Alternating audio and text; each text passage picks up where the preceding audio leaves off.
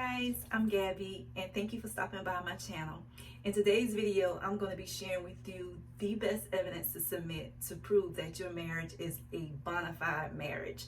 I'm talking about things that go beyond the marriage certificate, because the marriage certificate simply shows proof that you and your spouse are married in the eyes of the law. It doesn't show that you and your spouse went into this marriage under false pretenses. So when we're talking about evidence of a bona fide marriage, we're talking about showing things that show how you and your spouse plan to live your life together. And some good indicators would be evidence that shows how you and your spouse cohabitate together, or 2, evidence that show how you and your spouse share finance together, or 3, if you and your spouse share children together. So the things that I'm going to be sharing with you today are centered around these 3 indicators, okay? Now, please keep in mind this list is not exhaustive. It does not include any and everything that you could possibly include, but it is a good base for you to start from. Also, some of these things may or may not apply to you. Possibly you and your spouse are newlyweds, or maybe one of you live abroad, so you may not be able to provide some of this evidence, but I'm sure you'll be able to find something substantial that you can include with your I-130 petition to USCIS to support the legitimacy of your marriage. Okay, so let's jump right into this video and get started. Some of these things I myself included in my I-130 packet, and I found, and I do believe that these were things that helped me to be successful. So let's go.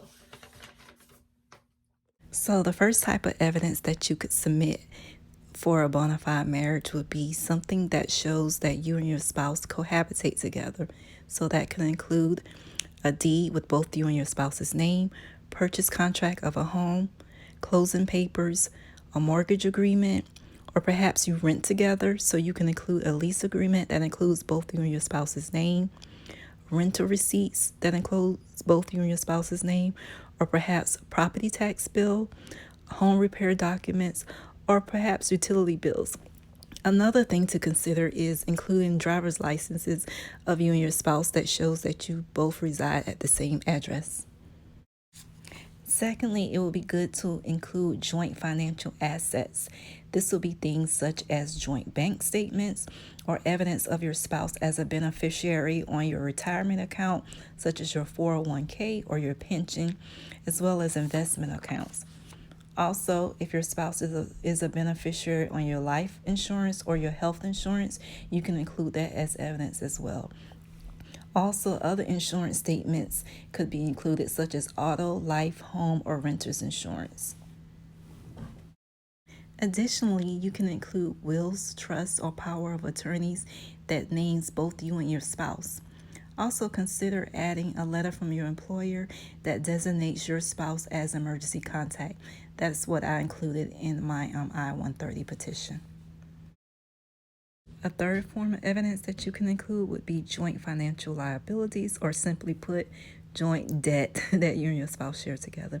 This can include things such as shared or joint income tax returns, shared financial loans. This could be an auto loan, or perhaps a credit card statement, or maybe your spouse is an authorized user on one of your credit cards.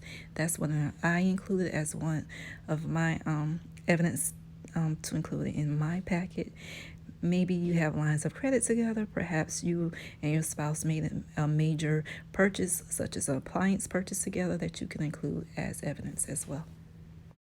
Okay, let's talk about the children. So if both you and your spouse share children together, you can include a birth certificate with both you and your spouse's name as evidence, or you can include medical records or school records, of course, with both you and your spouse's name.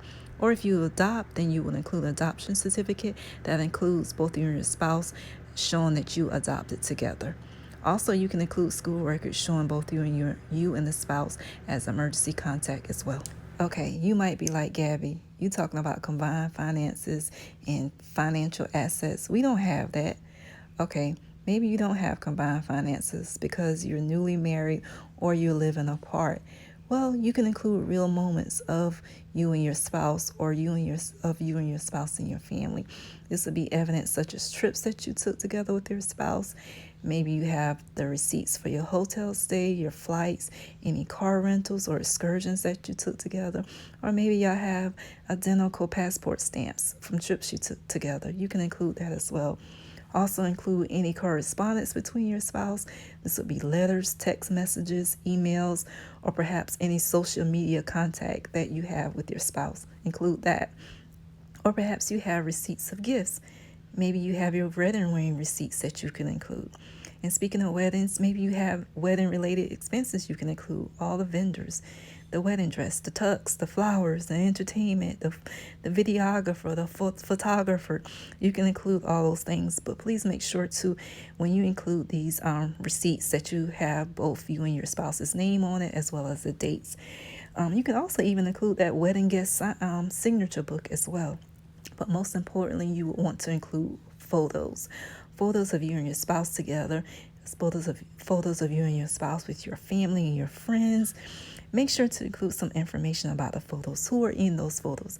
Let them know if this is your mother-in-law, your husband's cousin or uncle.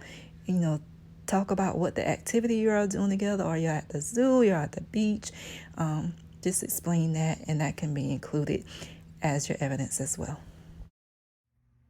Okay guys, so that's it in a nutshell. Hopefully you found this information helpful. And I do want to say, do not focus on what you don't have, okay? Don't stress yourself out about not having a specific type of evidence to submit. Focus on what you do have. Let that tell your love story. Again, I want to say it's not about the quantity of what you're submitting.